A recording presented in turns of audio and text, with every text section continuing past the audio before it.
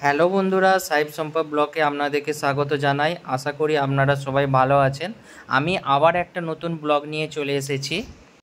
বোনের বিয়ের পর এই প্রথমবার আমাদের বাড়িতে আমার বোনকে এবং তার হাজবেন্ডকে দুপুরের ভুঁড়িভোজের জন্য নিমন্ত্রণ করা হয়েছে।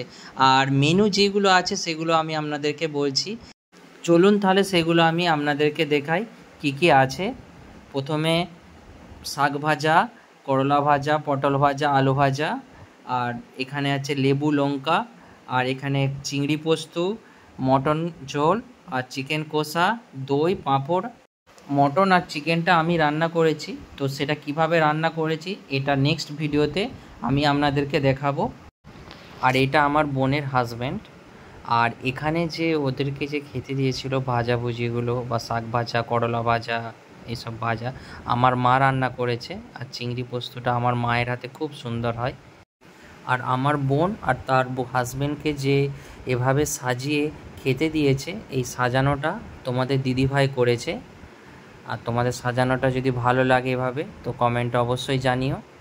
আর লাস্টের যে গিফট দেওয়ার পর্বটা শুরু হয়েছে, তোমাদের দিদিভাই দিচ্ছে। আমার বোনকে প্রথমে শাড়ি দিল, আর শাড়িটা খুবই সুন্দর হয়েছে, আমার তো খুব ভালো লেগেছে। আপনাদের কেমন লেগেছে অবশ্যই জানিও। আর এটা আমাদের জামাইকে দেওয়া হলো তার প্যান্ট এবং শার্ট। আমার ভিডিওটা ভালো লেগে থাকলে আপনারা লাইক করতে ভুলবেন না।